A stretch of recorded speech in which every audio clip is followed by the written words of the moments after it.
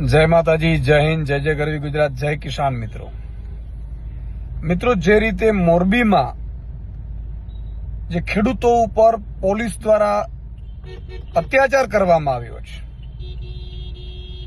એ ખરેખર જોઈ ન શકાય એવી ઘટનાઓ છે. ખેડૂતો ભોળા છે, ભાજપને ખોબલે ખોબલે મત આપે છે, જ્ઞાતિ જાતિ ધર્મના આધારે એ લોકો મત નાખી દે છે, પણ એનો અર્થ એ નથી કે ખેડૂતો ઉપર તમે એટલા બધા અત્યાચાર કરો.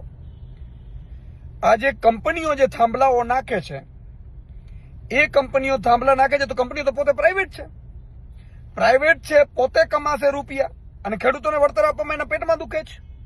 બીજું, કંપનીઓ ફ્રી વીજળી આપશે ખેડૂતોને, ચાલો તો તમને નાખવા દઈએ થાંભલા, અને ખેડૂતોને ખેતરમાં મરજી પડે એવી રીતે થાંભલાઓ નાખવાના, ખેડૂતોને પૂછ્યા વગર ઘૂસવાનું જમીનોમાં, અને કલેક્ટર શ્રી અને મંત્રી મુખ્યમંત્રીઓ છે એ પરમિશનો આપી દે છે કે ભાઈ તમે કરી લ્યો કંપનીઓને, અને ભાજપના નેતાઓના મોઢા સિવાય ગયા છે, અને ઈ કંપનીઓ પોલીસ છે એ ભાડે લઈ આવે છે. આટલો અત્યાચાર. આજે જે રીતે મેં વિડીયો જોયો, જે રીતે લાઠીચાર્જ ખેડૂતો ઉપર થઈ રહ્યું છે, આજે ગુજરાતના 54 લાખ ખેડૂતો નું લોહી ઉકળી ઉઠ્યું છે, કંપી ઉઠ્યું છે. આજે સુરેન્દ્રનગરમાં હતું, કેટલાય જિલ્લાઓમાં થાંભલાઓનું તમે શું એવું નક્કી કર્યું છે કે ભાઈ બધાના ખેતરોમાં થાંભલાઓ નાખી દો ને? બધી મોટી મોટી લાઈનો આવે છે. મુખ્યમંત્રી પ્રધાનમંત્રી શ્રીએ સિરિયસ લઈ અને જે થાંભલાની કંપનીઓ છે, ખેડૂતોને એક કમિટી બનાવો, ખેડૂતોની કમિટી બનાવીને એકવાર મીટિંગ કરો કે ભાઈ તમને કેટલી આવક થાય છે, તમે આવકમાંથી શું આપવા માંગો છો? તમે કરોડો રૂપિયા કમાવો વર્ષે અને ખેડૂતોને લાખ રૂપિયા પણ નહીં આપવાનો. ખરેખર તો 5% કે 10% પ્રોફિટમાં લાભ આપો, અથવા તો તમે એવું કરો કે ભાઈ વળતર ઊંચું આપો. જૂના તમે, અને અંગ્રેજોના કાયદાઓ ચાલે છે, અંગ્રેજોના સમયના અત્યારે, અને અધિકારીઓ મગનું નામ મરી નથી પડતા, અને પોલીસ વાળા એવી રીતે ખેડૂતો ઉપર તૂટી પડે છે. કેમ ભાઈ કોઈ આઈપીએસ નું, આઈએએસ નું કે મુખ્યમંત્રી મંત્રીના ખેતરમાંથી કાઢો? કોણ ના પાડે?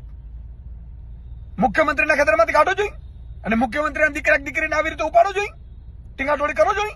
સિંઘમગીરી તમને ખેડૂતો ઉપર, ગરીબો ઉપર તમને ફાવે છે. તમે શરમ આવી જોઈએ અધિકારીઓને પણ. તમે એમને છૂટ આપી દો છો કે મરજી પડે એવી રીતે કરી લ્યો, ખેડૂતોને હેરાન કરો, પરેશાન કરો.